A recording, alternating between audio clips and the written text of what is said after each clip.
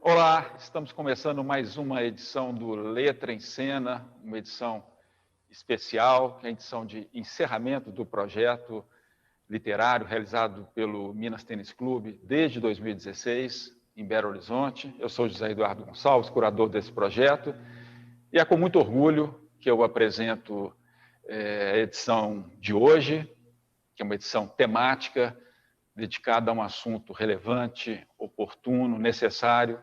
Estou falando da literatura indígena.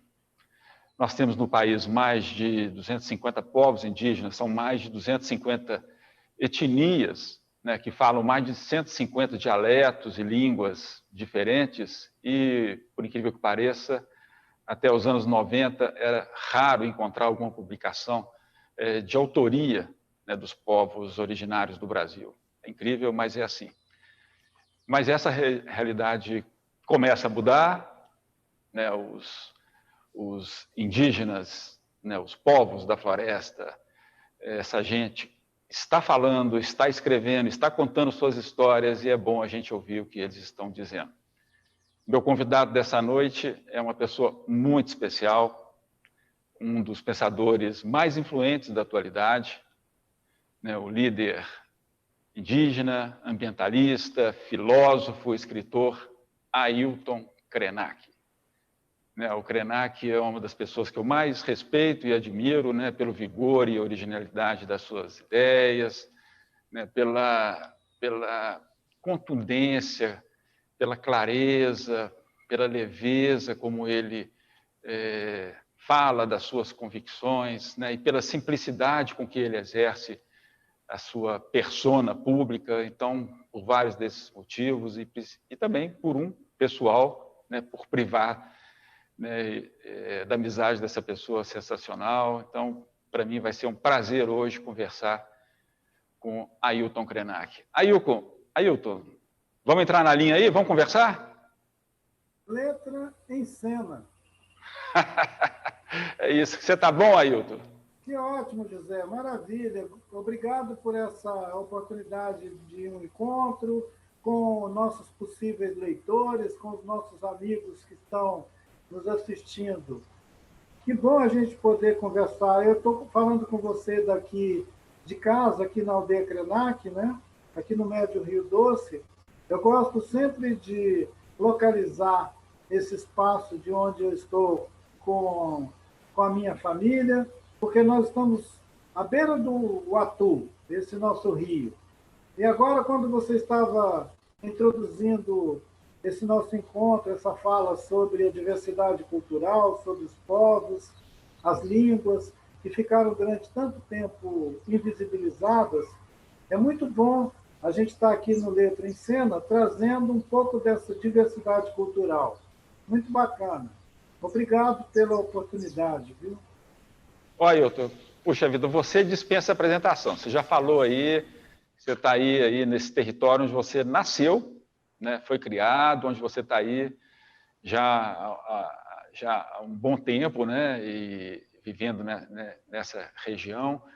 E agora, o Ailton, de certa forma, ele sempre foi um ativo militante né, das questões ambientais, das questões indígenas, e ele despontou, né, vamos dizer, para a cena pública no Brasil, principalmente nos anos 80.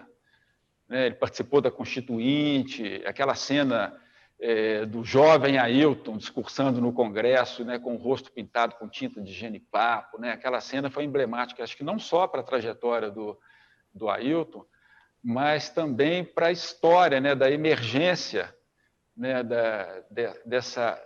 dessa fala, dessa voz, dessa cultura indígena na história brasileira, ou seja, essa voz ganhando muita ressonância, né? Então, desde essa época, ele tem sido uma pessoa muito presente e hoje respeitado mundo afora. Então, por isso é sempre um prazer assim muito grande a gente poder ouvir o Ailton. Mas, Ailton, me diz uma coisa, que história é essa de você sair dizendo por aí que a vida não é útil? É o título, né, do último livrinho que saiu em agosto pela Companhia das Letras, onde estão reunidos um conjunto de intervenções que eu fiz a partir dessa virtualidade de mundo que nós estamos habitando agora com a Covid, confinado aqui na aldeia, eu fazia comunicação com diferentes lugares sobre essa experiência de suspensão que nós estamos vivendo no mundo inteiro.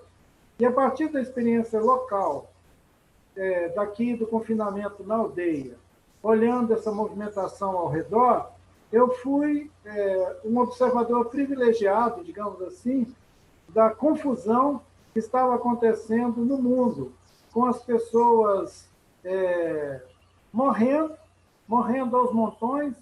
Eu vi retroescavadeiras enterrando corpos em Manaus, como se a gente estivesse assim, num fim de mundo. Parecia que a gente estava numa espécie assim, de catástrofe. E era mesmo uma pandemia, né, de contágio, matando gente em vários lugares do mundo. E as pessoas fazendo conta. Eu achei que a gente estava vivendo uma espécie assim, de um exagero em relação à ideia do mundo do trabalho, da utilidade do tempo, aquela ideia de tempo é dinheiro, né? A ideia tempo é dinheiro, tempo é dinheiro. Isso, no século XX, instituiu uma cultura tipo global. No mundo inteiro, as pessoas ficaram envoltas nessa ideia de que o tempo é dinheiro. Até uma criança, no corredor da escola, podia ser exortado pela professora ou pelo orientador da escola, dizendo, olha, anda logo, o tempo é dinheiro. Então, isso foi estruturando uma mentalidade apavorante, em que a vida deixou de ser esse dom maravilhoso, essa fruição da vida, e ela passou a ser medida pelo sucesso. Uma pessoa tem sucesso na vida se ele chegar aos, sei lá, aos 50, 60 anos, rico, se ele tiver construído uma empresa, montado um negócio, inventado alguma bugiganga para ele faturar. Então, essa vida é a vida útil. Né? Quando eu disse que a vida não é útil, eu estava querendo futucar a onça com vara curta, obrigar as pessoas que estavam vivendo em confinamento a refletir um pouco sobre o que estão fazendo, cada um com a sua vida. Porque eu achei que estava todo mundo louco para pular a janela e ir para o mundo do trabalho, né? Disparar o mundo da produção de novo.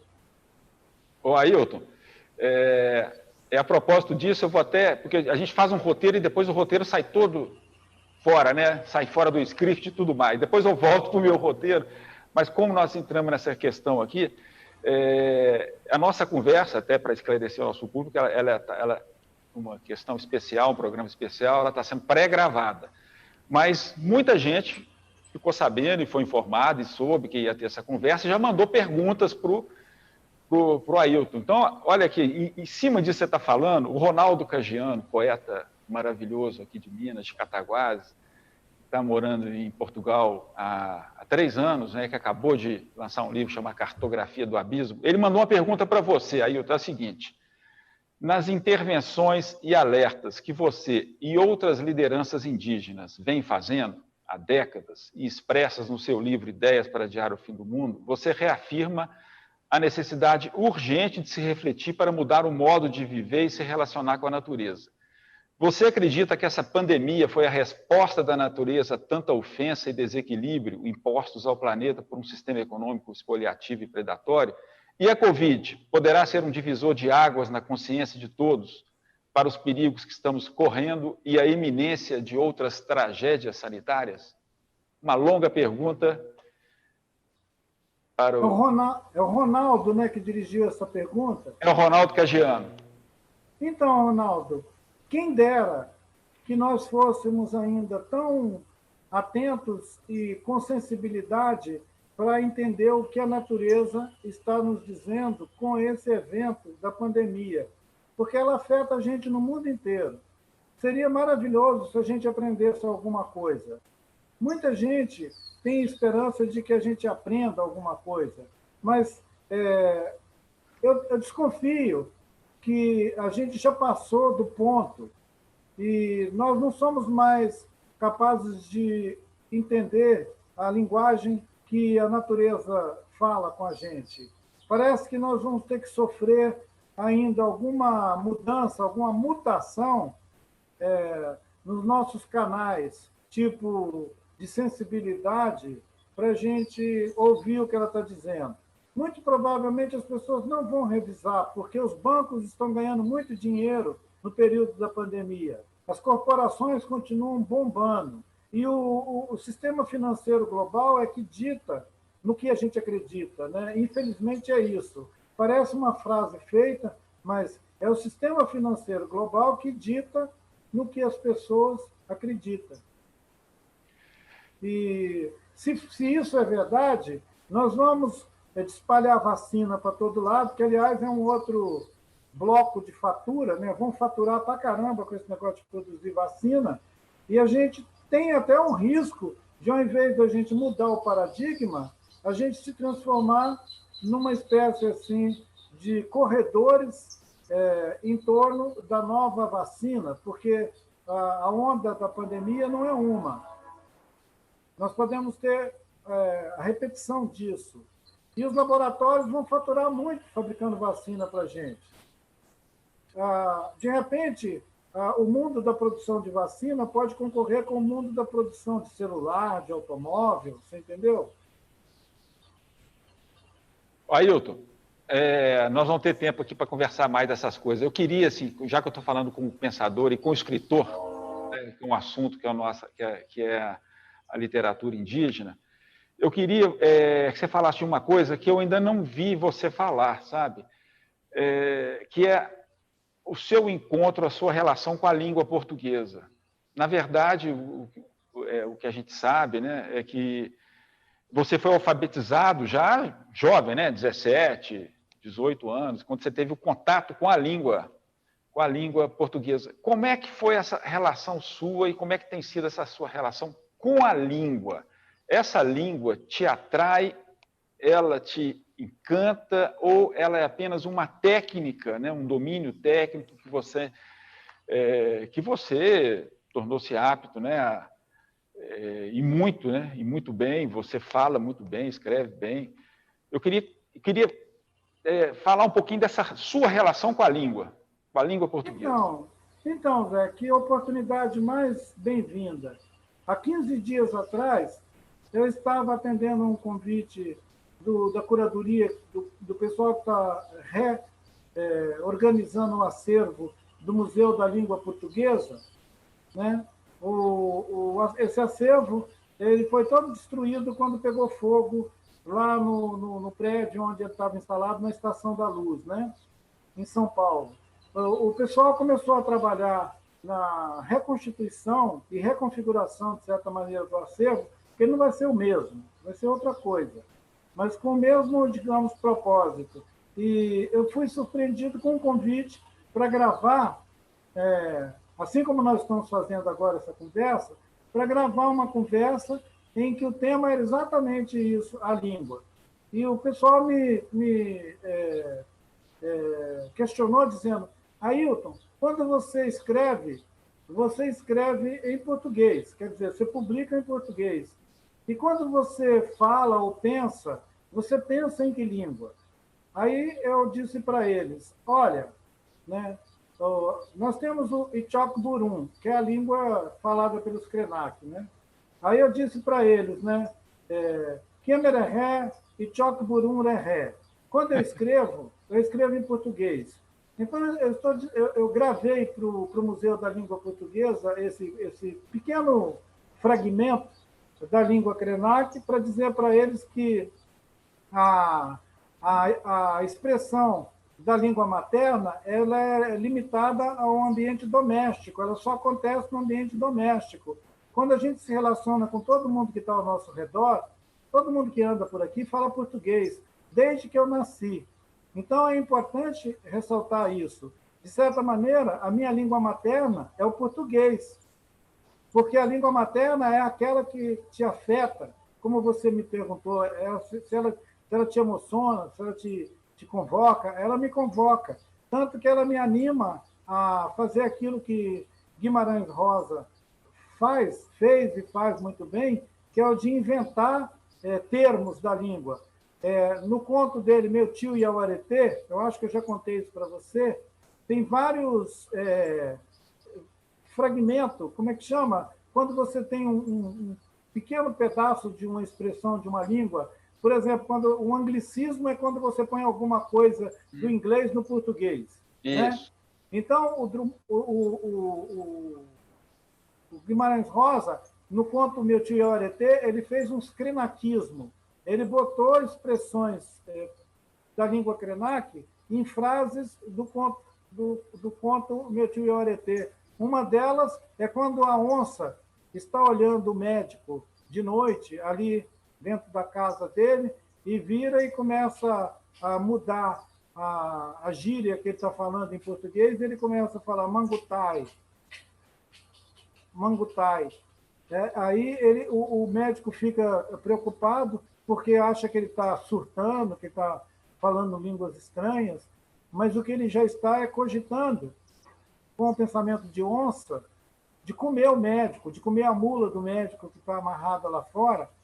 E essa coisa da língua, né, do Meu Tio e Auareté, para mim, ela é um exemplo maravilhoso dessa aculturação linguística que muitos povos, desses que você mencionou, que são mais de 150 línguas, né, de diversas famílias linguísticas, as pessoas pensam que no Brasil só se fala tupi.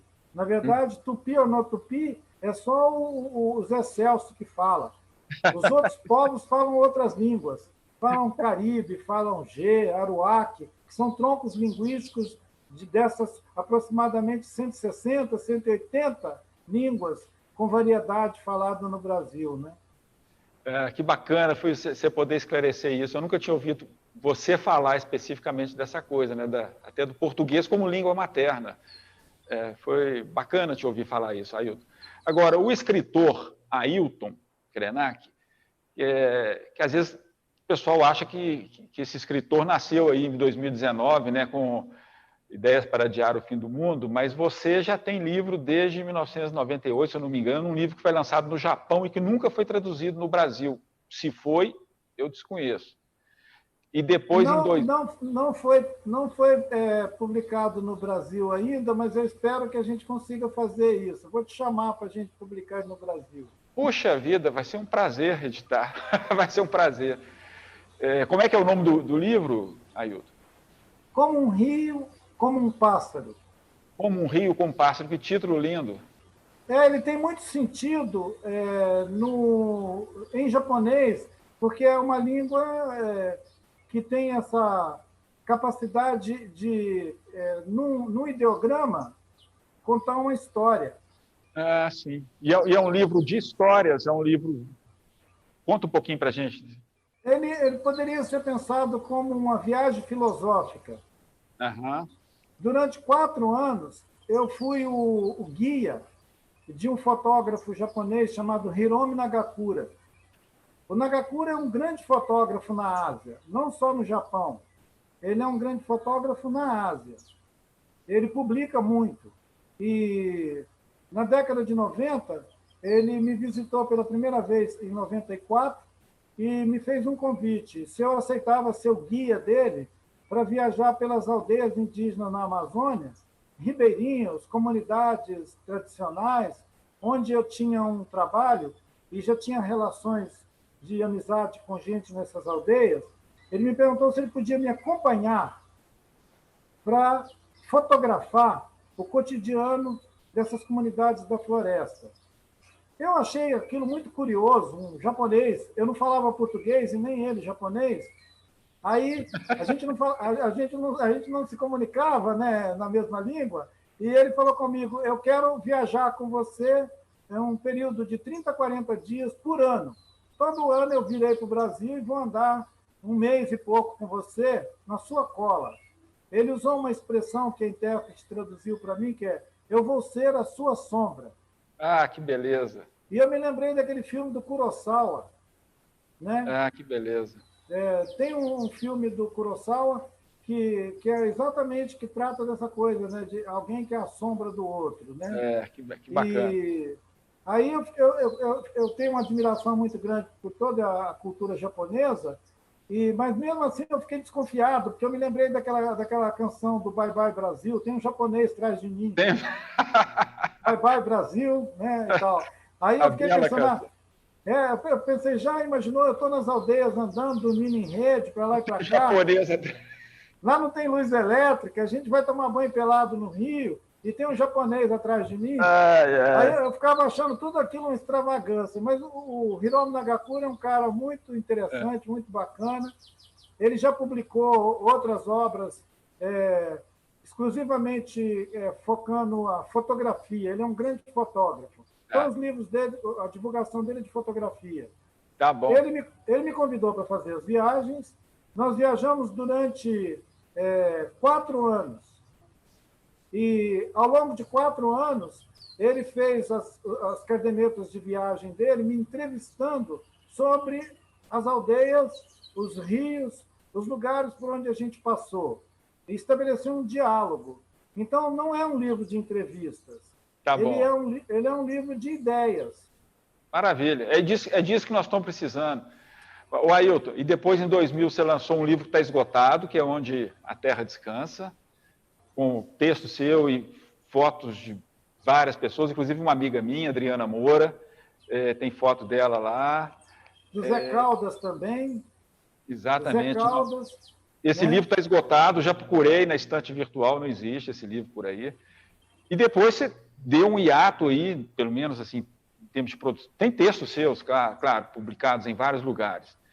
E em 2019 você surgiu com Ideias para Adiar o Fim do Mundo, depois agora em 2020 você veio com o e-book primeiro, né, do Amanhã, né, do texto do Amanhã, o Amanhã, que é um capítulo do Amanhã Não Está à Venda, e mais recentemente essa beleza aqui, né, que é a vida não é útil, que reúne cinco falas suas, né, inclusive esse O Amanhã Não Está à Venda está aqui. Agora, engraçado, Ailton, eu já vi uma vez você falando que a escrita não está na centralidade da sua vida, alguma coisa parecida assim. De repente você virou um best-seller, cara, um autor que vende como poucos no Brasil.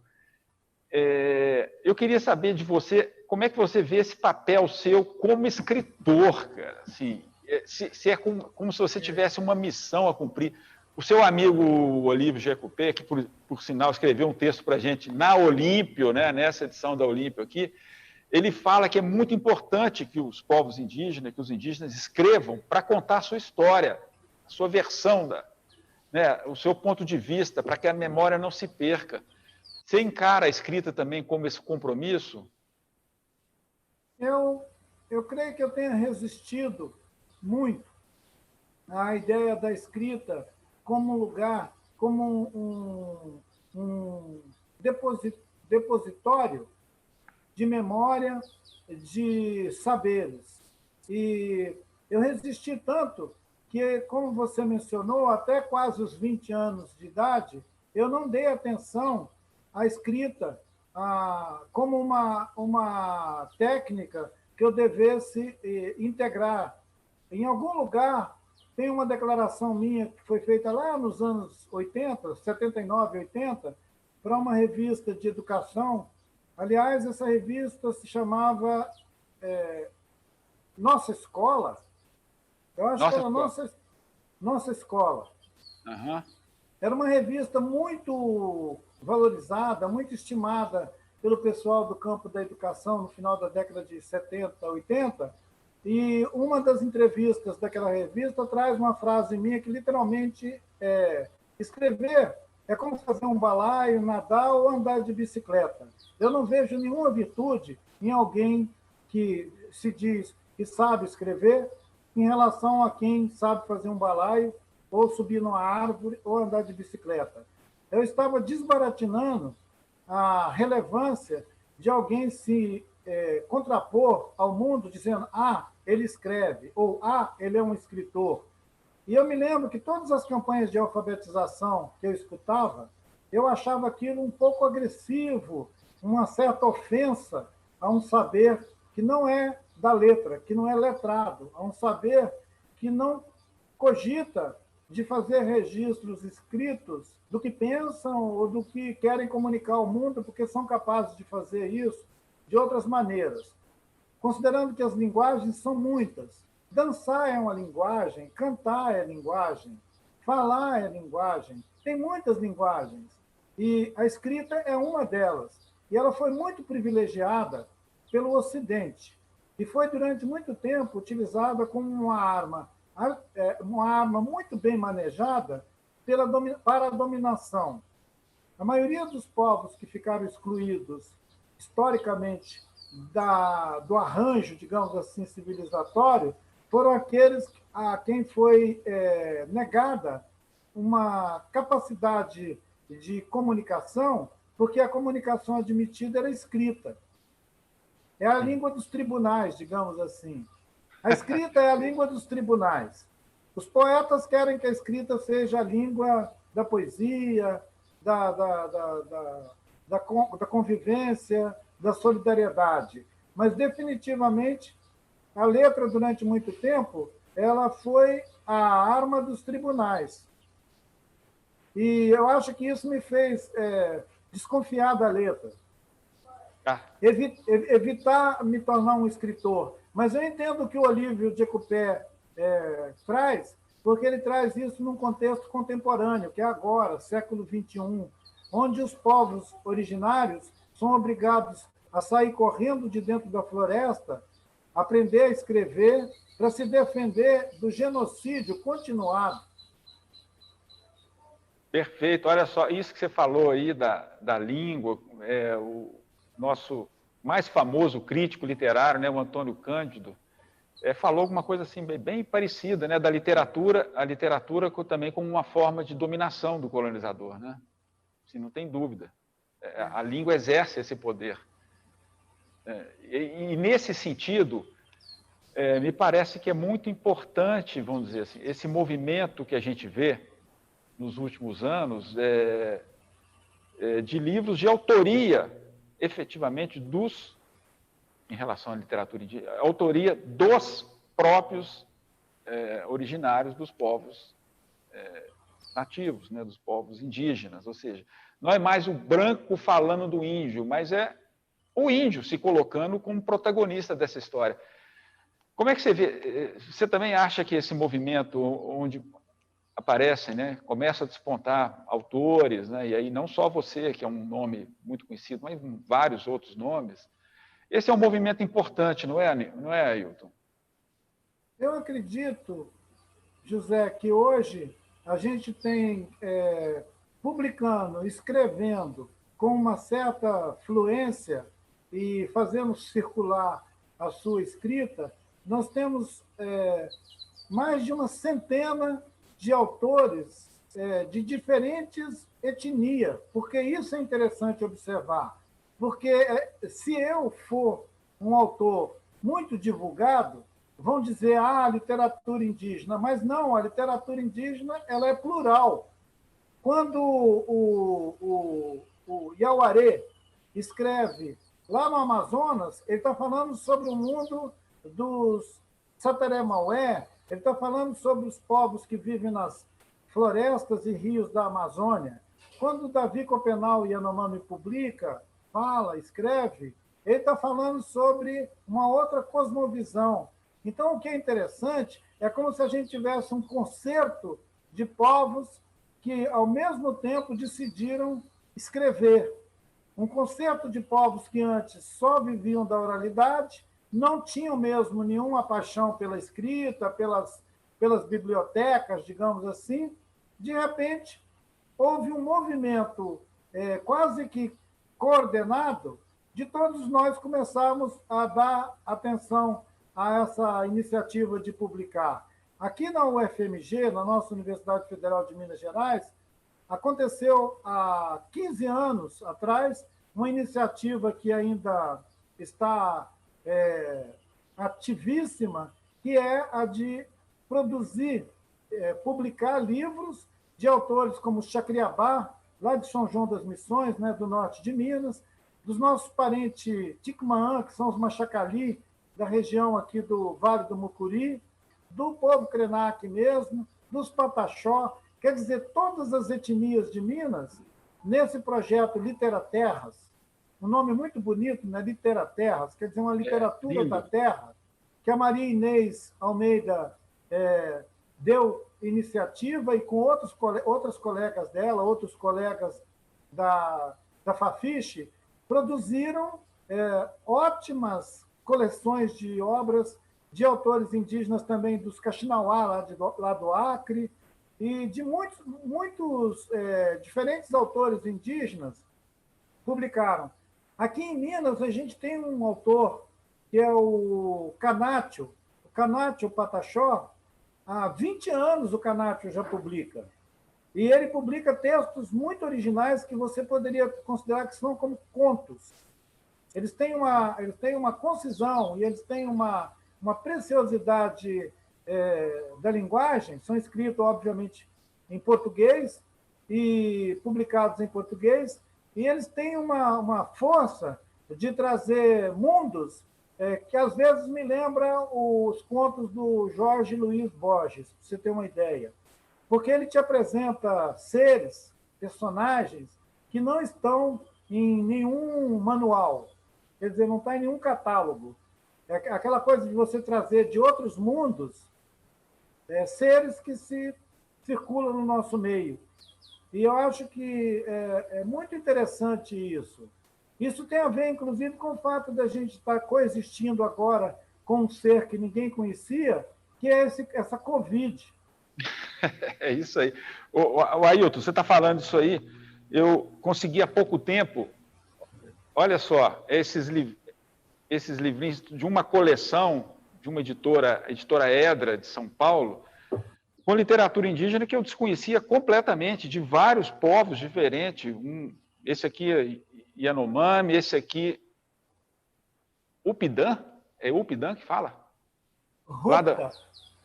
Rupda. Rupda, lá do Amazonas, né? Uhum, Olha que beleza, uns livros maravilhosos, com ilustrações. Então, assim, a gente começa a ter acesso a uma produção que é muito, muito nova. E rara. Muito nova e rara. Agora, vamos falar sério, né? A literatura não é literatura só porque virou papel, não é, Ailton? Ela já é. Ela já é. Não é isso? Ela já existe. Essa enorme tradição que o próprio Schopenhauer fala muito, né, no livro dele, que é transmitida, né, oralmente. Quer dizer, isso é um fazer poético maravilhoso, isso também é literatura. Quer dizer, só que esse código da escrita, né, vamos dizer, esse código da escrita já é um outro código, mas não quer dizer que a literatura surgiu com a escrita. Na verdade, vocês fazem literatura há muito tempo. Né? Há muito tempo. Então, acho que é uma questão de definir o código aí, né? O que é o código escrito, o que é o código oral. Olha, uma curiosidade, Ailton, até uma questão que foi mandada para mim pela escritora e mestre de literatura Bruna Calil Otero. Ela pergunta se tem muita mulher escrevendo, ela acha que sim, indígenas escrevendo, e que tipo de contribuição esse olhar feminino também pode trazer para a literatura que os próprios povos indígenas estão produzindo. Se você tem alguma coisa a comentar sobre isso. Eu acredito que seria interessante pensar que, como esse mundo da publicação, né, que faz essa passagem da oralidade para a escrita, ele acontece de uma maneira como se fosse coordenada entre nós, ele tem uma característica muito especial, que ele não se implica com a questão de gênero, né? Não são só mulheres nem só homens que publicam. Tem uma simultaneidade de homens, mulheres publicando, e também tem uma novidade que é a questão da geracional, né? Nem a questão de gênero, nem a questão geracional influenciam na configuração desse campo de, digamos, publicadores de obras indígenas. Eu estou chamando de publicadores como se a gente tivesse criando uma chave especial para se referir a gente que vem da oralidade, vem disso que o José já mencionou, que é um mundo onde essa literatura ela não é do código escrito, mas ela é vasta, ela existe, ela é fluente, e crianças... A filha do Olívio de Ecupé publicou o primeiro livro dela por uma editora em São Paulo, quando ela tinha 11 anos de idade. E a Querechu continua publicando. Agora ela já é mãe, já é uma senhorinha. Ela continua publicando e fazendo coisas e inventando coisas. E tem também mulheres, talvez já numa faixa de idade mais 30, 40 anos, que publicam e que trazem textos muito bacana, muito estimulantes à leitura. Eles têm sido adotados nas escolas. Eu fico muito feliz com a aceitação e com a adoção que essa literatura plural, publicada em Roraima, no Amapá, no Pará, no Amazonas, em Goiás, no Mato Grosso, muitos são publicados pelas secretarias de educação dos estados, estimulado por essa lei que obriga o ensino da história e cultura indígena nas escolas. As secretarias de Estado em algumas regiões do país criam condições de promover tiragens de 2.000, 3.000, 5.000 exemplares desses livros para distribuição nas bibliotecas das escolas, para oferecer à rede pública de ensino.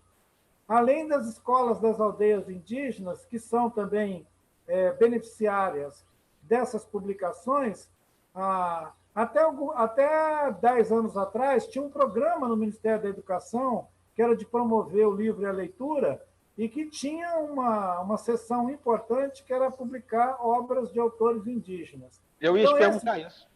Esse período foi muito fértil, ele foi próspero, por isso que eu acho que a gente tem centenas de autores indígenas publicando, mesmo que não seja para o mercado. Ele não vai parar na banca de uma livraria, mas ele vai ser distribuído em escolas, que é o lugar que eu acho que é muito importante que ele chegue, e também naquelas pessoas que têm interesse em buscar essa literatura, né? Fazer uma busca ativa da literatura indígena. Eu acho que ela está crescendo. Inclusive, eu ia te comentar isso porque a professora Verônica Mendes, lá da nossa Universidade Federal de Ouro Preto, a UFOP, tinha comentado sobre esse programa que você acabou de falar aí, esse Programa Nacional de Bibliotecas da Escola, né? Parece que foi instituído em 97, não sei se foi durante o governo Fernando Henrique, mas que está interrompido esse programa.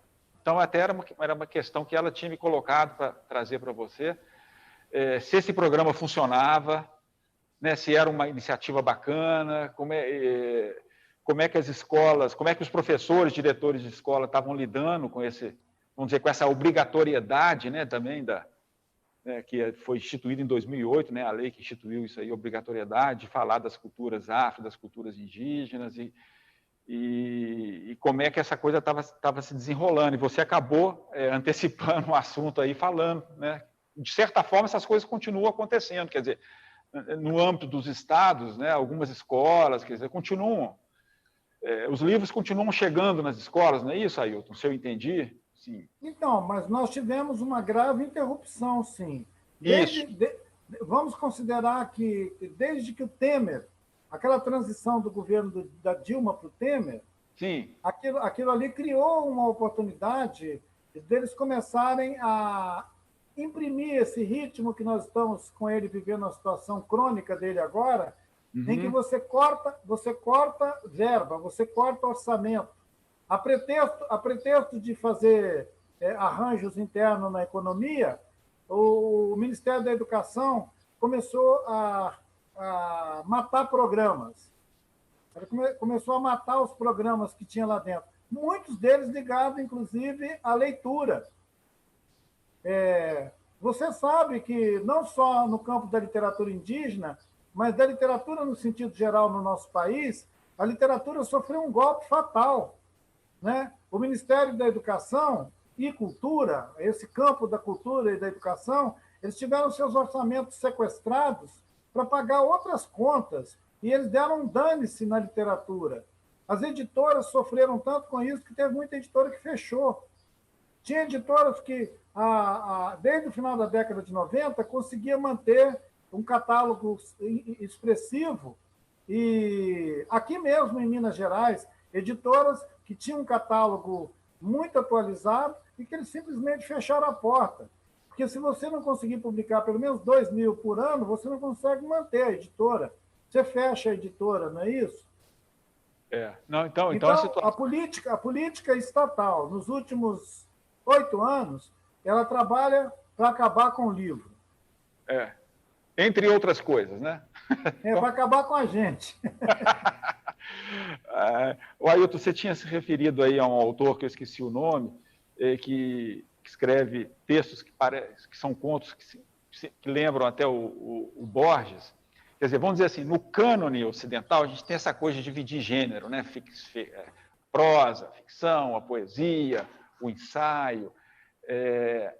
E é alguma coisa que eu acho que a literatura indígena rompe com isso, né? Não tem essa coisa do cânone assim, tão estigmatizada. É outra coisa, né? É uma outra experiência literária. Não é? A gente não encaixa, não fica encaixando a literatura indígena nesse negócio. Isso é filosofia, isso é conto, isso é crônica. Você acha que essa abrangência, essa não fronteira de gêneros é alguma coisa que marca a literatura que vocês andam fazendo? Com certeza. Antes de marcar a literatura, ela prenuncia uma maneira, uma expressão desse pensamento que não é segmentado. Ele não, antes dele cair no formato letra, ele não admite um seccionalismo, uma seção onde você vai dizer, isso aqui que ele está contando é um sonho, aquilo ali que ele está contando é uma visão, aquilo ali é uma lembrança, uma memória que ele teve de alguma coisa, aquilo ali é uma história que ele escutou dos avós. Não tem essa classificação mesmo. E eu fiquei surpreso quando a editora que me publicou e que me botou nesse ambiente mais de circulação mesmo, que agora o Ideias para Adiar o Fim do Mundo já está em outras línguas, espalhado por aí, eles me botaram numa categoria, digamos assim, que é de ensaio. Eu achei muito interessante, totalmente curioso para mim, porque é óbvio que isso não me diz nada. Se eles tivessem... Agora, quando eles inscreveram o meu livro, por exemplo, ao Jabuti, que, aliás, eu fiquei muito surpreso e, ao mesmo tempo, assim, admirado do alcance do meu livrinho, se inserir naquela lista, né, de obras apreciada lá pelo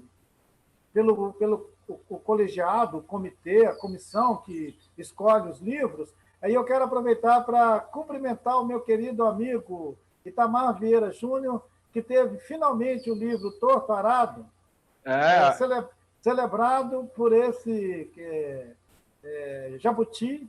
Né? Pois é, tenho surpresa para você, viu? Daqui a pouco tem uma pergunta do Itamar para você. Eu achei maravilhoso, eu queria cumprimentar o Itamar, porque ele é meu compadre. A gente virou compadre nas letras. Você imagina? É um novo ritual, é um novo rito que a gente está instalando agora nas letrinhas, que são os compadres das letras. Eu achei muito bacana e eu fiquei muito feliz. Eu fiquei feliz como se eu tivesse também sendo celebrado por isso. Quando me inscreveram, obviamente eles tinham que indicar que categoria que era. E eles botaram lá, ensaio. Então eu achei muito legal, eu sou um ensaísta. Que maravilha, olha só, ainda nessa pegada de literatura, ficção, gênero. O Júlio Abreu, que é poeta, designer, e é um dos editores da revista Olímpia, ele mandou uma perguntinha para você, o seguinte, ó, se literatura, Ailton, se literatura e mito nascem juntos, em que medida as narrativas indígenas vão se separando dos mitos e se tornando ficção? Uau! Onde entra... Eu achei um corte fino. Né? Quem fez essa pergunta é Júlio? Júlio Abreu, que é um dos editores da Olímpio. Olha, o Júlio mandou bem pra caramba. É uma observação muito especial pelo seguinte, essa questão só vai poder ser constatada, só vai ser possível ser experimentada por quem vem dessa possível perspectiva do mito, né? De narradores de mito, digamos assim. Se fosse possível imaginar narradores de mito, que também já seria uma extravagância, porque a experiência do mito ela é vivida, ela não é narrada, né? Ela é vivida. Quando o Copenau Yanomami traz para as páginas da Queda do Céu aquelas narrativas, aquelas visões do xamã, a narrativa como o Omamo cria o mundo, né? O primeiro céu, o segundo céu, de certa maneira, ele está invocando o mito, invocando a narrativa do mito para confirmar uma comunicação que ele está fazendo com uma forte conotação política. Ele quer dar força a uma reivindicação do povo Yanomami de que os NAP, os brancos, respeitem o seu mundo. Ele poderia se localizar muito bem naquele lugar assim de um conflito de mundos, um conflito de ontologias, né? De perspectivas. Então, daquela perspectiva Yanomami, ele fala, respeito aí, hein? E levanta a narrativa do mito como um escudo, uma proteção. Para você sair desse lugar e produzir uma narrativa que pode ser ficção, que pode ser percebida como ficção, eu ainda não consegui observar o vínculo, como é que faz para isso ir para lá. Mas eu tive a oportunidade excelente de encontrar um indígena norte-americano. Eu acho que o povo dele, se eu não me engano, é do povo Purépcha. E é um escritor que já faz roteiro para Hollywood. E ele escreve ficção, mas ele escreve uma coisa que é como se fosse uma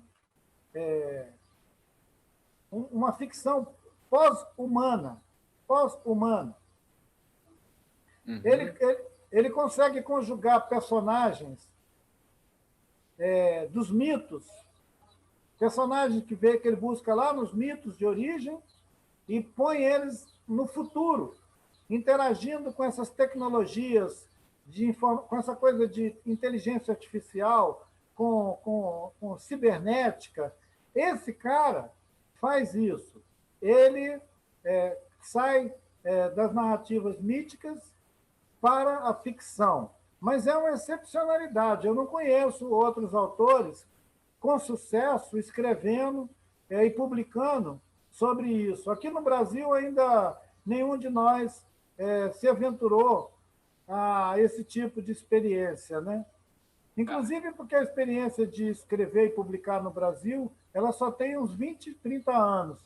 O Daniel Munduruku, esses dias, numa conversa pública, ele falou que vamos imaginar que a literatura indígena tenha 40 anos. E 40 anos é a idade da minha filha mais velha. Que coisa, hein? Mas bela reflexão que você acabou fazendo agora. E olha só, eu não resisto. Você falou aí do Davi Copenhague. Esse livro, A Queda do Céu, né, do xamã Yanomami Davi Copenhague, em parceria com o antropólogo francês Bruce Albert. Olha, Ailton, é um dos mais belos livros que eu já li na minha vida, essa cosmogonia Yanomami, a forma como ele fala, como é que eles entendem, né, a origem do mundo, né, a forma como ele fala da relação com os povos não índios, né, um livro editado pela Companhia das Letras e que está fazendo 5 anos de lançamento no Brasil, mas foi lançado há 10 anos, foi lançado primeiro na França, né? Foi lançado primeiro na França, há 10 anos, e agora fazendo 5 anos, pela sua própria editora, a editora que te edita também, que é a Companhia das Letras. Mas como ele fala da cultura ancestral, né, da destruição do planeta, eu acho um livro maravilhoso, né, que fala desse lugar, né, que a gente habita e que a gente insiste em destruir. Eu vou fazer agora uma pequena pausa, porque nós vamos apresentar uma leitura, Ailton, de um pequeno trecho do livro A Queda no Céu, e depois a gente volta a conversar. Contam os brancos que um português diz ter descoberto o Brasil há muito tempo atrás. Pensam mesmo, até hoje, que foi ele o primeiro a vir nossas terras. Mas este é um pensamento cheio de esquecimento.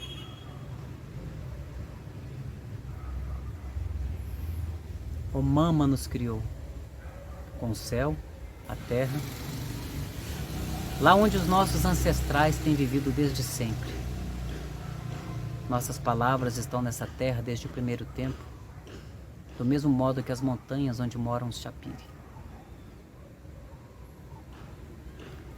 Eu nasci na floresta e sempre vivi nela. No entanto, eu não digo que a descobri, que por isso posso possuí-la. Do mesmo modo que eu não digo que descobri o céu ou os animais de caça. Eles existem desde sempre, desde antes de eu nascer. Me contento em olhar o céu e caçar os animais na floresta. É só. E é esse o único pensamento direito. Antigamente, os nossos maiores não ficavam se perguntando: será que os brancos existem? Como eu disse, os seus xamãs já faziam descer a imagem dos ancestrais desses forasteiros muito antes de seus filhos chegarem até nós. Os antigos brancos, a imagem dos antigos brancos, dançavam para eles, que cantavam e dançavam imitando suas palavras enroladas. As pessoas comuns escutavam aquela língua de fantasma com curiosidade e pensavam: gostaria de conhecer essa gente outra. Como serão? Será que vou poder vê-los um dia? Os nossos espíritos Chapiri viajam para muito longe, até os confins da terra, do céu. Por isso os nossos maiores também já conheciam desde sempre o grande lago que os brancos atravessaram. Costumavam fazer a imagem dançar junto à dos espíritos das tempestades e dos redemoinhos que o povoam. Suas águas provêm do grande rio que irrompeu do mundo subterrâneo em Raiuari, que eles chamavam Harau. Foi com sua espuma que Omama criou os forasteiros. De modo que os nossos antigos xamãs já falavam dos brancos muito antes de eles nos encontrarem na floresta. Seus antepassados não descobriram essa terra, não. Chegaram aqui como visitantes. Porém, logo depois que chegaram, não pararam de devastá-la e de retalhar sua imagem em pedaços que começaram a repartir entre si. Alegaram que ela estava vazia para poder se apossar dela, e a mesma mentira persiste até hoje. Esta terra nunca foi vazia no passado e não está vazia agora. Muito antes dos brancos chegarem, os ancestrais nossos e de todos os habitantes da floresta já viviam aqui. Esta é desde sempre a terra de Omama. Antes de serem dizimados pelas fumaças das epidemias, os nossos eram aqui muito numerosos. Nos tempos antigos não havia motores, nem aviões, nem carros. Não havia óleos, nem gasolina. Os homens, a floresta, o céu,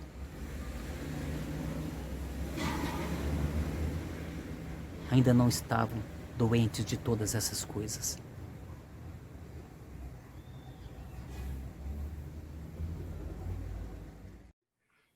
Bom, Ailton, voltamos aqui, né, depois desse trecho aí, é de uma poesia, né, a obra do Copenau é de uma poesia, mas a história do Davi, uma história bem diferente, obviamente, da sua trajetória, né, ele né, nasceu na floresta, depois ele conviveu com os brancos, ele trabalhou com os brancos, foi funcionário da FUNAI, depois ele voltou ele aprendeu a língua portuguesa, depois ele voltou para a floresta, né, tornou-se um xamã e uma das vozes mais respeitadas, né, uma das vozes indígenas mais respeitadas em todo o mundo. E o Davi, ele detona com essa civilização ocidental, né, no sentido assim, de que nós somos destruidores do planeta. Ele fala que os homens brancos sonham pequeno. Acho isso lindo quando ele fala que os homens brancos sonham pequeno. E a questão do sonho é uma questão que também você fala, né, no sonho coletivo, no sonho maior.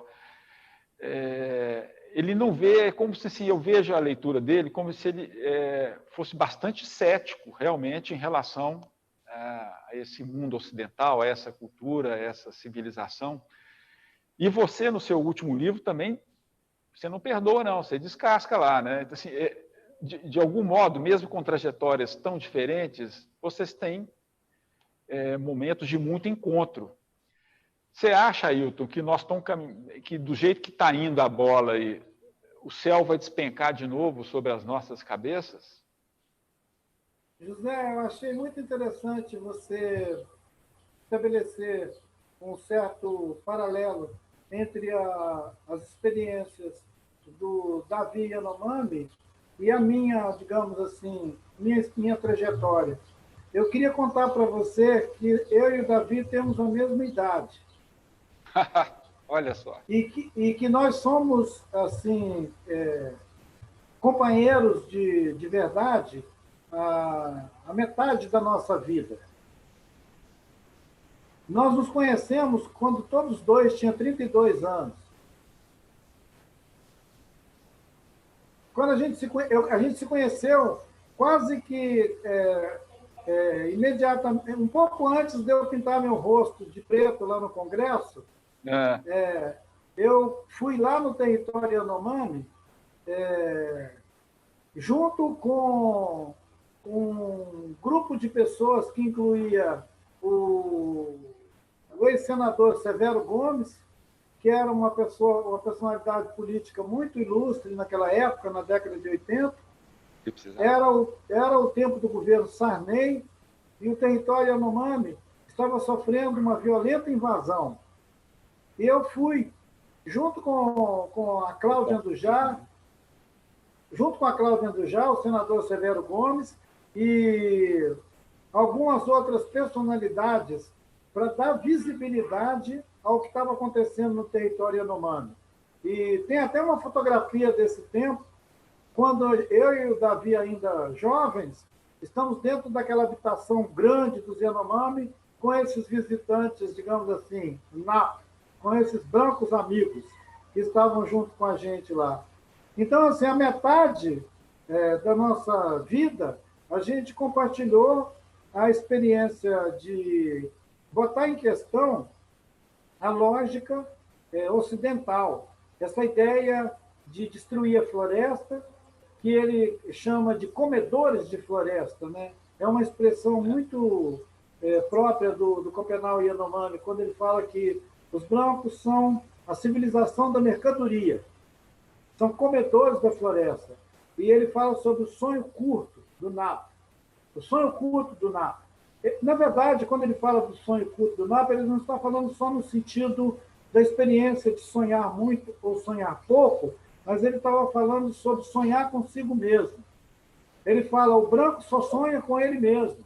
É isso. A gente precisa sonhar com outros seres. E isso é a experiência do xamã, porque ele sonha com outros seres que não são os humanos.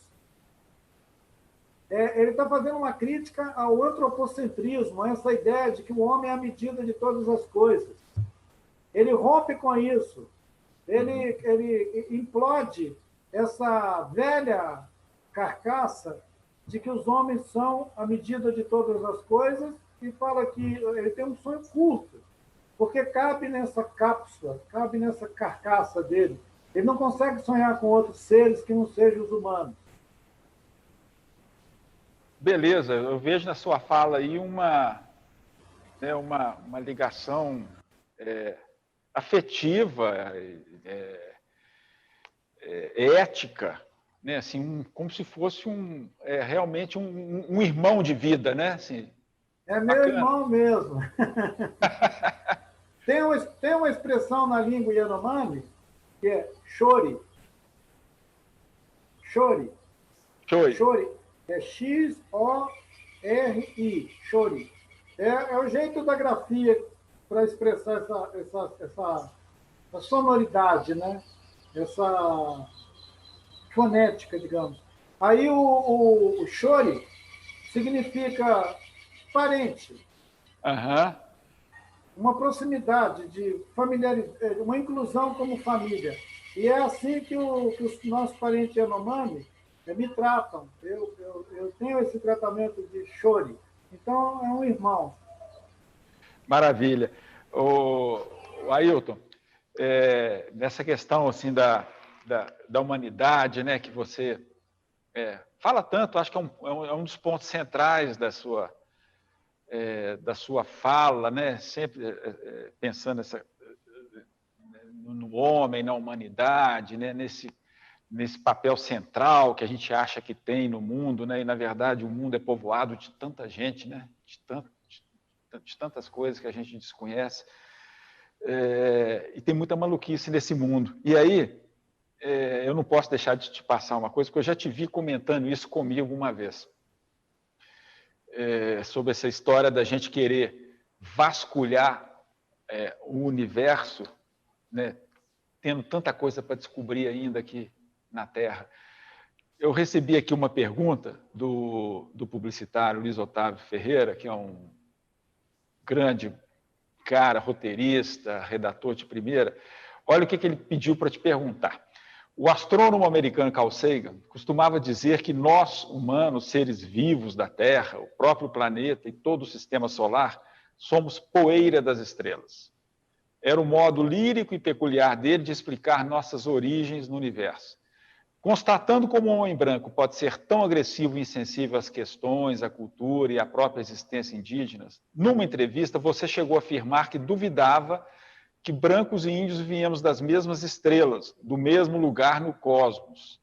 E agora, parece que imitando os índios, que nos tempos primordiais não viviam confinados em reservas, mas sim livres, se deslocando pelas matas e florestas, sem a preocupação de se fixar em um mesmo lugar, o que você acha da pretensão dos brancos de embarcar em foguetes e colonizar a Lua, Marte e até mesmo outros sistemas estelares? Será que depois de poluir e exaurir os recursos do planeta em que habita, a ponto de causar uma pandemia que o fez ficar confinado em suas casas, o branco vai mesmo deixar a Terra e buscar viver em outros lugares? Estamos... Tem um povo que podia ir lá para fora mesmo, né? Podia ficar bem longe daqui, né, Ailton? Mas eu acho que a gente podia invocar o nosso querido Drummond.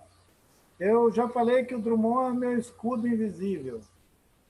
O Drummond ele tem aquele poema maravilhoso, O Homem e as Suas Viagens. O Drummond diz que depois de toda a especulação que a gente tiver feito, inclusive essa do Carl Sagan, o homem vai ter que fazer uma dangerosíssima Eu acho tão bacana ele usar essa expressão dangerosíssima, que a gente estava falando dos anglicismos, né?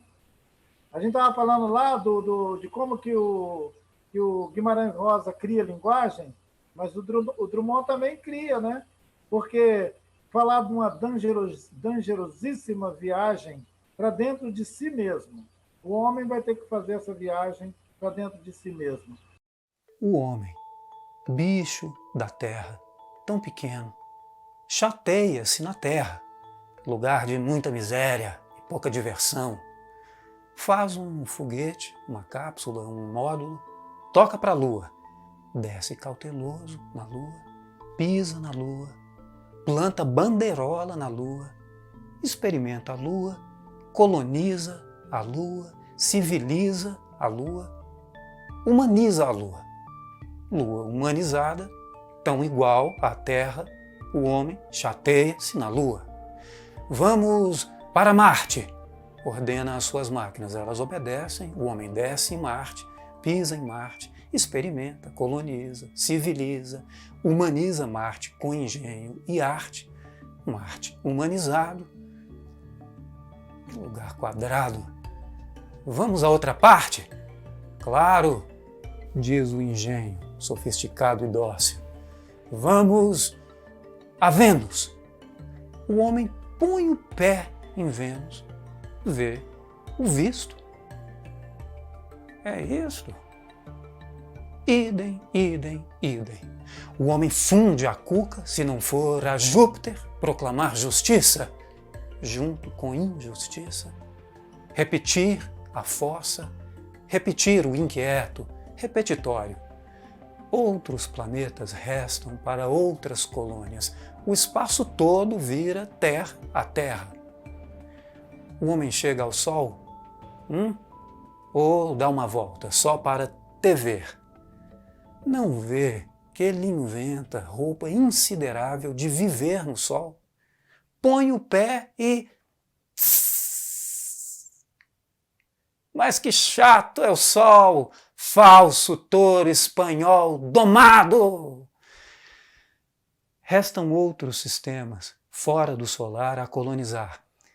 Ao acabarem todos, só resta ao homem. Estará equipado? A dificílima, dangerosíssima viagem de si a si mesmo. Pôr o pé no chão do seu coração. Experimentar, colonizar, civilizar, humanizar o homem, descobrindo em suas próprias inexploradas entranhas a perene, insuspeitada alegria de conviver. E talvez essa viagem para dentro de si mesmo seja a viagem mais maravilhosa pela sua extensão, porque o taoísmo diz que se você pegar um grão de areia, naquele grão de areia está contido todo o universo. É isso.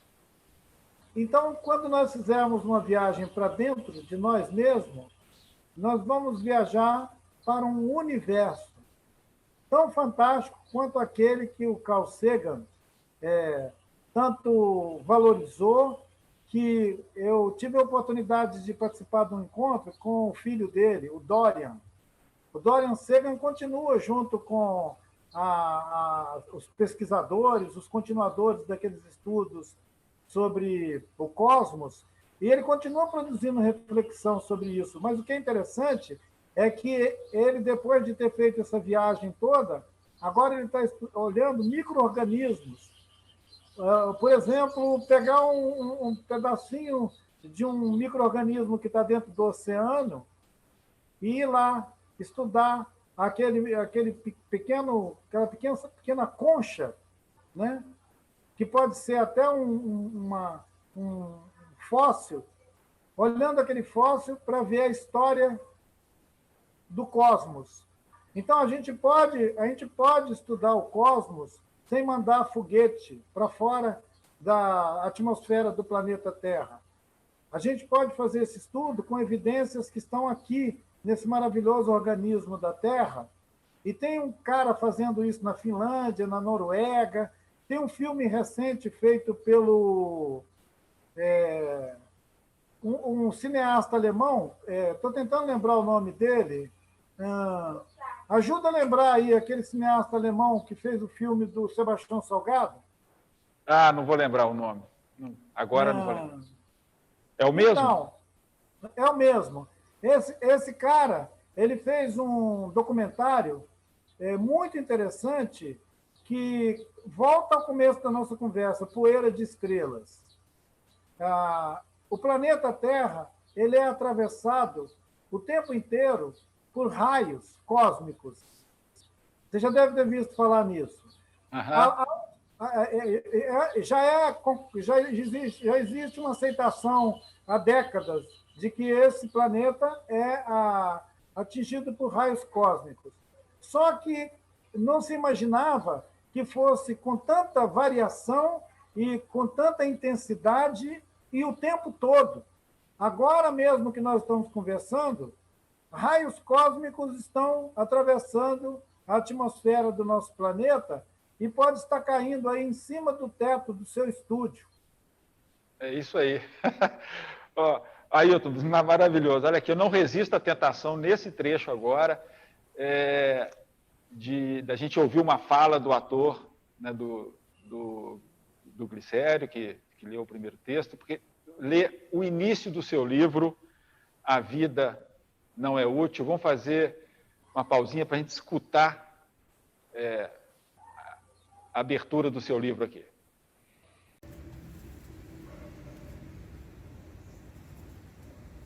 Quando eu falo de humanidade, eu não estou falando só do Homo sapiens. Eu me refiro a uma imensidão de seres que nós excluímos desde sempre. Caçamos baleia, tiramos barbatana de tubarão, matamos leão e o penduramos na parede para mostrar que somos mais bravos que ele. Além da matança de todos os outros humanos que a gente achou que não tinham nada, que estavam aí só para nos suprir com roupa, alimento, comida. Somos a praga do planeta. Uma espécie de ameba gigante. Ao longo da história, o ser humano, aliás, esse clube exclusivo de humanidade, que está na Declaração Universal dos Direitos Humanos, nos protocolos das instituições, foram devastando tudo ao seu redor. É como se tivessem elegido uma casta, a humanidade. E tudo que está fora dela é a sub-humanidade. Não são só os caiçaras, os quilombolas, os povos indígenas, mas toda a vida que deliberadamente vamos largando no percurso à margem do caminho. E o caminho é o progresso. Essa ideia prospectiva de que estamos indo para algum lugar. Há um horizonte, estamos indo para lá e vamos largando no percurso tudo que não interessa, o que sobra, a sub-humanidade. Alguns de nós fazemos parte dela. É incrível que este vírus que está aí agora esteja atingindo somente as pessoas. Foi uma manobra fantástica do organismo da Terra tirar a teta de nossa boca e dizer: respirem agora, quero ver. Isso denuncia o artifício de vida que estamos criando. Porque chega uma hora em que você precisa de uma máscara, de um aparelho para respirar. E esse aparelho em algum lugar precisa de uma usina hidrelétrica, nuclear, de um gerador de energia qualquer. E o gerador pode apagar independentemente de nosso decreto, da nossa disposição. Estamos sendo lembrados de que somos tão vulneráveis que que se cortarem nosso ar por alguns minutos a gente morre. E nem é preciso um sistema bélico complexo para apagar essa tal de humanidade. Se extingue com a mesma facilidade que os mosquitos de uma sala que foi aplicado aerosol.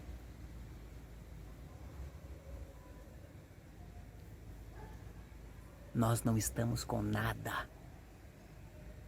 Essa é a declaração da Terra. Olha só que beleza, hein? Acabamos de ouvir aí a leitura do Glicério do Rosário. Ailton, a humanidade, a Terra já mandou o recado, né? A gente que se cuide e a humanidade, como você mesmo disse aí, não tem certificado de garantia. Danado, hein? O negócio é que você fala isso com muita poesia, fica bonito, sabe? Seu livro é de uma poesia danada. Mas, Ailton, eu ficaria aqui o dia inteiro conversando com você, mas a gente tem que... não pode se estender ainda por muito tempo, mas eu não posso deixar de passar por uma questão que é o seguinte: a figura do índio sempre foi muito apropriada, assim, houve sempre uma apropriação da figura do índio na literatura brasileira, quer dizer, na cultura brasileira, e isso desde a Carta de Caminha, né? Desde aquele negócio de falar da terra fértil da população nativa dócil, né? Aquela coisa, depois do padre Zé de Anchieta, e um movimento muito forte no Brasil com o indianismo, e vamos lembrar aí de um autor importante, né, na nossa literatura, que é o Zé de Alencar. Né? O Zé de Alencar, que talvez você tenha lido também, né? Pelo menos a gente sempre passa pelo Zé de Alencar. Com livros importantes, né, como o Iracema, o Guarani, mas a gente vê ali uma figura, o índio colocado com uma certa cumplicidade, né, com a civilização branca, né? Iracema é capaz de lutar contra a própria tribo para ficar com o amor dela. Né? No Guarani, o Peri torna-se cristão, né, para poder conquistar o amor da Ceci. Então, assim, o índio é colocado, né, é uma figura, torna-se quase um símbolo nacional, mas ele tem essa coisa romantizada, idealizada, meio caricata e folclórica. Os modernistas, de certa forma, começam a chutar o balde dessa história, né? Então, assim, eu sou curioso para saber a sua opinião sobre o Manifesto Antropofágico, sobre o Oswald de Andrade, né? Pro Oswald, o índio romântico era o índio da caixa de biscoitos Aimoré. Aquele que era o índio romântico. Os modernistas, de certa forma, começam a revisitar essa figura de um modo diferente, você não acha? Bem, vamos lá pelo começo, quando você mencionou a Carta do Caminha e todo o descaminho que evolui depois do romantismo e para aquele não sujeito. Aquele índio do romantismo é o não sujeito. Ele é uma coisa que você pode fazer o que você quiser com ele. Ele é um mamulengo. Então aquele índio mamulengo é o que fica. E eu queria lembrar que dessa geração de escritores indígenas que a gente vinha mencionando, eu lembro agora de uma pessoa que escreve sobre esse período, analisa essa literatura romântica, que se chama Graça Graúna. É uma mulher do povo potiguara e ela é professora de literatura na Universidade Federal de lá do Pernambuco. E ela é especialista em crítica literária. Ela é mestre em literatura brasileira e é uma senhora. A gente estava falando que a literatura, os autores, né, a literatura indígena tem, sei lá, 30, 40 anos, mas, na verdade, a Graça Graúna, ela já está dando aula há mais de 40 anos e produzindo uma crítica sobre a imagem do índio na literatura brasileira. É uma obra muito competente, muito bem estruturada, onde ela analisa ponto por ponto isso que a gente está fazendo num comentário breve agora, sobre o não sujeito.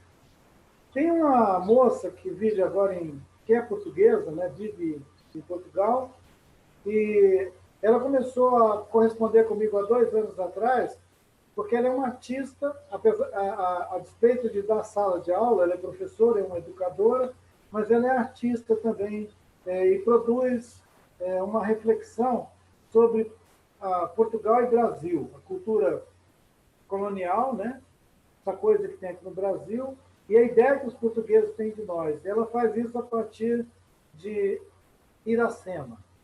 Ela estuda a obra do José de Alencar nessa perspectiva. Para ela, Iracema é como se fosse assim uma Pocahontas. A Iracema, para ela, é assim uma entidade transcendental. Ela adora a história da Iracema. E é muito interessante porque ela, como uma mulher portuguesa, ela acha que a Iracema cabe muito bem, porque exatamente a Iracema é um mamulengo, ela aceita ser o que o pensamento colonial quer dessa gente que o Caminha achava muito ingênua, bonitinha, e que sequer tinham preocupação de ficar pelado na frente dos portugueses, né? Ele falava da nudez das índias, que elas eram bonitinhas, saradinhas. Então, assim, ele já vinha com aquela pornografia dele desde o começo, despistando aquilo de literatura, mas aquilo é pornografia. A Carta do Caminha é uma carta pornográfica, né, escondida. É uma carta pornográfica velada. A pornografia velada do Caminha é a carta dele. Então, quando o Oswald, quando o Mário de Andrade, quando essa turma chama a lata de biscoitos aimoreus para conversa, eles estão fazendo também uma provocação sobre tudo que estava estabilizado na literatura colonial brasileira e na nova literatura brasileira também, aquela coisa que virou o século XIX, século XX. Mesmo os caras mais críticos, eles continuavam escrevendo uma literatura portuguesa. Era uma literatura brasileira travestida de português. Quer dizer, era uma literatura brasileira com bigode. Então, assim, e tamanco, com bigode e tamanco. A literatura brasileira passava batendo o tamanco e torcendo o bigode. Então, era óbvio que aquela coisa era uma literatura de português. E quando os modernistas deram uma chacoalhada, saiu gente voando para todo lado. Saiu aquela turma do pau-brasil, né, Cobra Norato. Saiu todos aqueles fascistas que faziam propaganda do embranquecimento dos índios e dos negros. Na verdade, ali dentro da Semana de 22, tinha muita gente que era mesmo racista. E nem todo mundo ali era tão bacana. Não se esqueça que saiu uma galera de lá depois que foi formar aquele batalhão de camisa verde, que foi dar força para o fascismo e para o Estado Novo. Então, assim, não é pensar que a Semana de 22 só tinha gente legal. Na Semana de 22 tinha de tudo, mas principalmente tinha a genial Tarsila do Amaral, que fez o Abapuru. O Abapuru, aquele sim, é o índio da literatura modernista. Ele é o Abapuru. É aquele sujeito que é uma espécie assim de transhumano. Ele pode ser entendido como um retrato de um ser humano, mas ele pode ser pensado também como um cacto, uma aparição, uma árvore. O Abapuru não é uma pessoa. Quem achar que o Abapuru é um retrato de alguém está muito fixado na coisa, na imagem, né, do antropomorfo, né? Uhum. Não é isso? Está fixado na ideia do casulo humano. Se a pessoa tiver com o olho pelado, sem gravata, ele vai ver que aquilo lá é uma entidade. O Abapuru ele pode ser uma árvore, um cacto, um bicho. Ele não é um retrato de gente, mas ele circula pelo mundo inteiro e é uma das obras mais avaliadas por qualquer leilão, né? O último cara, parece que o último cara que comprou a Bapuru gastou alguns milhões, ou foi bilhões. Irrelevante, né? É mercado. Mas o que é interessante é que o Bapuru ele é tão importante quanto qualquer outra obra da arte contemporânea. O Picasso, qualquer um outro. Você sabe que é, né? E ela inseriu... Então, a Semana de 22 inseriu a iconografia, digamos assim, nativa, indígena, no mundo. Agora, nós vai ter, daqui a pouco vai ter um grande rastapé sobre a Semana de 22, que vai completar 100 anos, né? E a gente não pode esquecer também do Mário de Andrade, que foi um pesquisador importante, pesquisou as culturas indígenas, né? E tem esse livro icônico, né, Macunaíma, que é o sujeito que nasce na floresta e que sofre uma degradação violenta quando se muda para São Paulo. Então, acho que os modernistas têm uma contribuição aí, né, vamos dizer, nessa releitura da cultura brasileira. Nessa crítica. Nessa crítica. É uma crítica, mais do que uma releitura, é uma crítica mesmo. Eles fazem uma crítica que, à época, foi considerada uma ofensa. Aquela elite paulista, aqueles donos de casarão na Avenida Paulista, eles achavam aquilo uma ofensa, óbvio. Os barão do café, aquela gente toda. Os donos da Fiesp achavam aquilo uma ofensa. Mas eles foram corajosos, fizeram uma crítica consequente, produziram uma obra capaz de atravessar o tempo, e depois eles passaram pela Tropicália, né? Exatamente. A Tropicália é a Semana de 22. A Tropicália é a Semana de 22, botando para quebrar.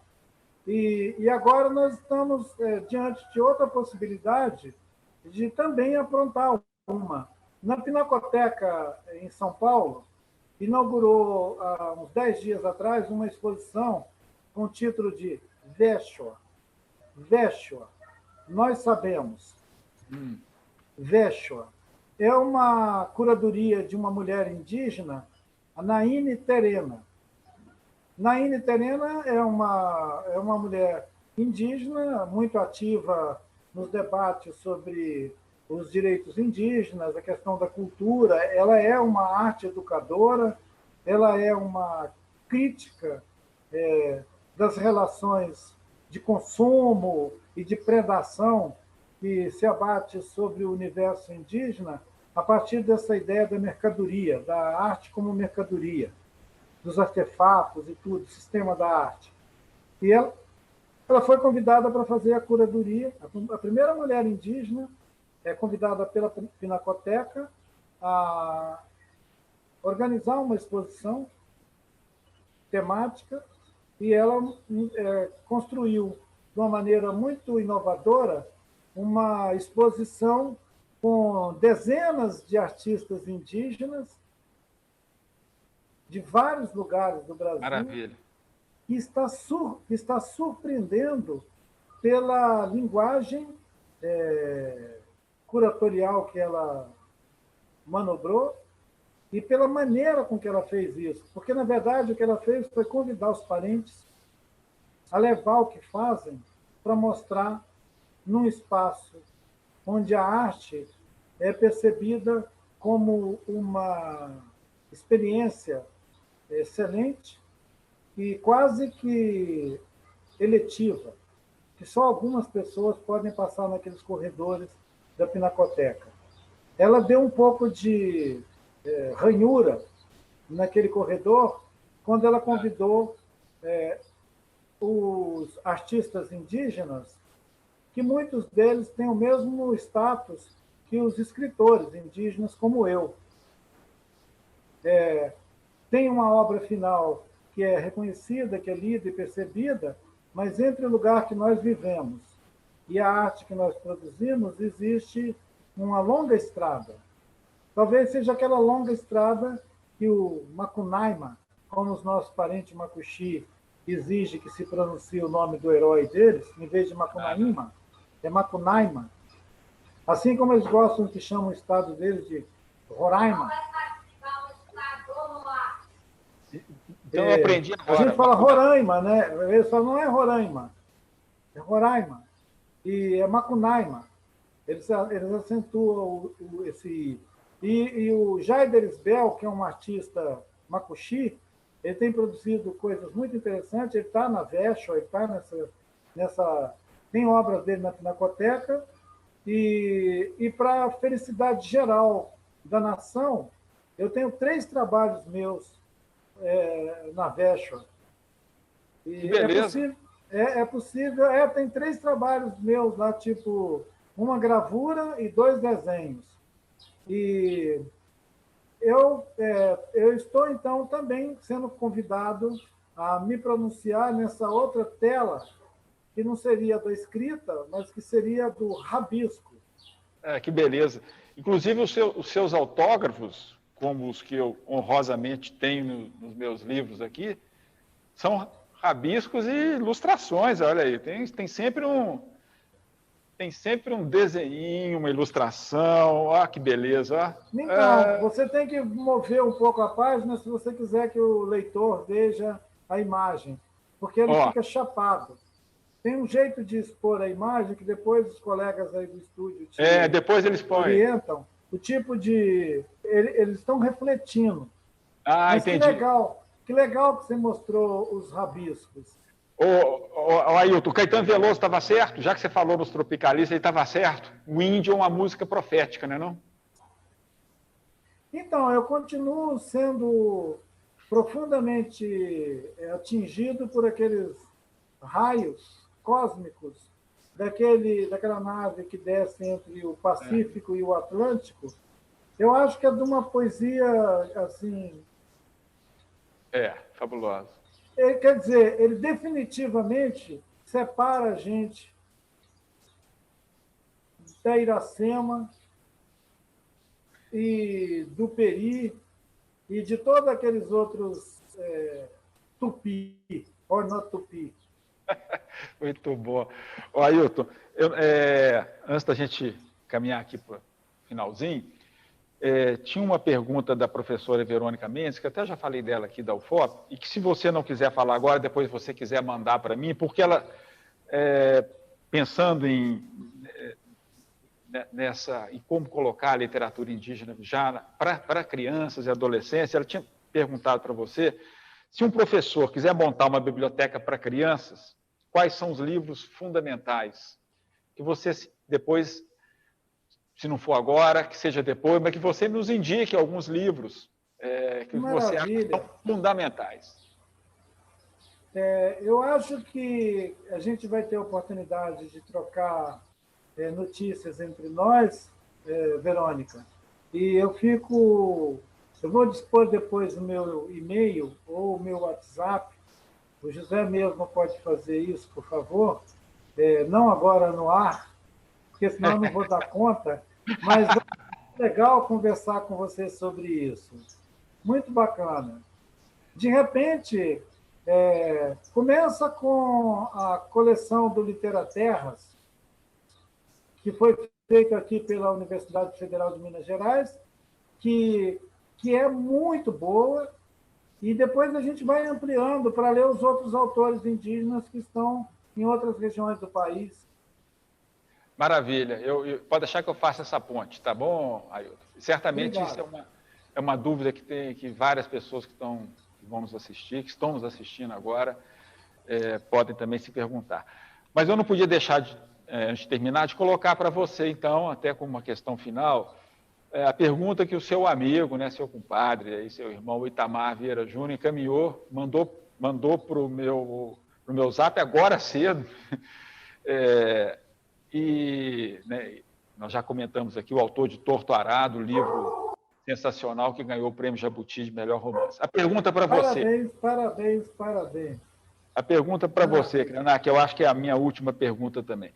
Você tem criticado a ideia de sustentabilidade difundida por grandes corporações, uma contínua forma de exploração que se pretende aceitável. Em troca, você pede a substituição do termo sustentabilidade pela palavra equidade. Pode nos explicar melhor o significado deste termo para a nossa vida social? Maravilha, Itamar, que prazer. Parabéns, tá, querido, por você finalmente ter Torturado reconhecido como essa obra que vai permanecer mesmo entre as grandes da literatura brasileira. Viva!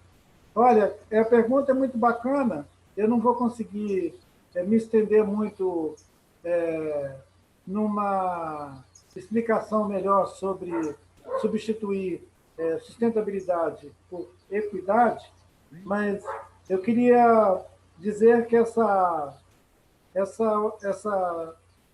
ideia, essa proposta, ela está muito bem estabelecida no conjunto de práticas que os nossos povos originários dos Andes, né? O povo indígena no Peru, na Bolívia, no Equador, em toda essa grande região dos Andes, que num passado não muito antigo foi um grande território compartilhado por povos Aimara, Quechua, e que essa grande região ela teve o nome de Taiwan-Tsuyu. Tem alguns autores que se referem a esse período, essa região, como Taiwan-Tsuyu, como o Império do Taiwan-Tsuyu, porque eram vários povos vivendo sob o mesmo sistema cultural, político, e experimentando um tipo de economia que é o bem viver. Na língua quechua, tem uma palavra que é sumac calçai. E tem uma variação desse termo na língua aimara, e ambos querem dizer que é viver em reciprocidade com aquilo que a natureza dá. Significa que você não pode tirar nem uma banana a mais do que o que a natureza te dá. Essa equidade, ela é estabelecida não por uma ética humana, mas ela é determinada por uma relação com todos os outros seres implicados. Se você não colher todas as bananas, os passarinhos vão colher algumas e outros organismos vão pegar algumas. Esses organismos, passarinhos e todos os outros, o macaquinho e todos os outros que não humanos pegam a banana, eles representam essa partilha que produz equidade. A natureza dá e recebe. A gente não entende que existe uma ideia criada sobre natureza que separa o humano da natureza? Pois bem, vamos manter por um tempo ainda a ideia de que existe uma natureza, só que nós não estamos separados dela, nós estamos dentro. E quando a gente consumir alguma coisa, nós temos que negociar o tanto que nós podemos utilizar da água do rio, da água da bica, do pé de amora, das palhas e folhas que estão nas árvores. Se a gente usar tudo isso com equidade, com equilíbrio, a terra dá para todo mundo. Esse é o sumac calçai, é o bem viver, que é uma tradução da palavra quechua para o castelhano, e que chegou aqui no Brasil como bem viver. Tem muita rapaziada, tem muitos movimentos ligados com agrofloresta, com agroecologia, com um pensamento, digamos assim, crítico sobre o consumismo, que estão difundindo essas ideias do bem viver. E eu não queria antecipar demais, mas ainda esse ano vai ser distribuído um texto da minha autoria que tem o título de Caminhos para o Bem Viver, ou Introdução à Cultura do Bem Viver.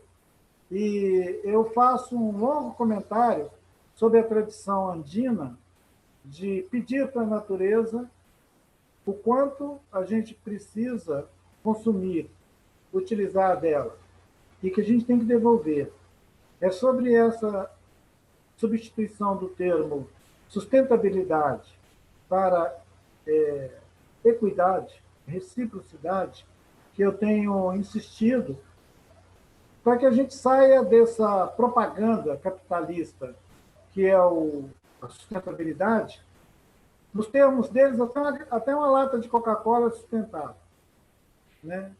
Um posto de gasolina é sustentável. É uma maquiagem. Você faz uma maquiagem no posto de gasolina, você não joga o resto do óleo do carro na cara do seu cliente, você esconde ele num buraco, e isso é sustentável. Então, é muita cara de pau dizer que tem alguma atividade que produz mercadoria, que distribui mercadoria, que seja sustentável. A ideia de embalagem sustentável, por exemplo, chega a ser cínico, né? Porque é claro que uma embalagem não pode ser sustentável se o que ela contém já é insustentável. É essa metáfora, né? Ok. Ailton, olha, eu ficaria aqui, como eu disse, muito tempo conversando com você, sempre uma alegria te encontrar. Eu só posso dizer muito obrigado. Obrigado por dispor do seu tempo, por compartilhar com a gente a sua experiência, a sua visão de mundo, nos levar a olhar a vida de uma outra perspectiva. Olha, eu sou só agradecimento, estou com saudade de você, quero te reencontrar o quanto antes. É isso aí, receba um abraço, querido. Tem certeza. Nos deu aqui uma conversa maravilhosa e é isso aí. Vamos ler, vamos conhecer mais o que essas pessoas têm a nos dizer, que é muito bacana. Obrigado, Ailton, de coração. Obrigado. Até a próxima. Fique bem, cuide-se. Viva a letra em cena. Gostei muito. Bacana. Obrigado. Bom, gente, muito obrigado. Obrigado, né, pela audiência durante esse ano tão atípico, em que a gente teve que se reinventar em tanta coisa, né? Então, espero rever todo mundo em 2021 com Letra e Cena. Estaremos aqui de volta certamente, porque falar, conversar, falar de livros, de literatura, é um jeito também de adiar o fim do mundo. Lembrando o nosso querido Ailton. Então, até breve.